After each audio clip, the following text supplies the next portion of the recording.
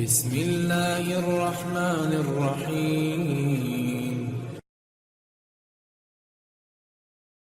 السلام علیکم پیارے دوستو، آج کی اس ویڈیو میں ہم جانیں گے کہ جنت کی حور کا حسن کیسا ہوگا۔ حضرت عبداللہ بن مسعود رضی اللہ عنہ نے فرمایا کہ جنت کی عورتوں میں سے ایک عورت ریشم کے 70 لباس ایک وقت پہنے گی، پھر بھی اس کی پنڈلی کی سفیدی، اس کا حسن اور اس کا گودا ان سب کے اندر سے نظر آ رہا ہوگا، اور یہ اس وجہ سے کہ اللہ تعالیٰ نے ارشاد فرمایا ہے کأنہن الیاقوت والمرجان، گویا کہ وہ حوریں یاقوت و مرجان ہیں، اور یاقوت ایسا پتھر ہے کہ اگر تو کوئی دھاگا لے کر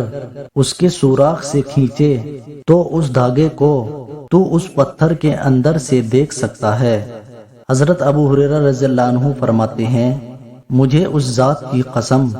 جس نے قرآن پاک کو حضرت محمد صلی اللہ علیہ وسلم پر نازل فرمایا ہے،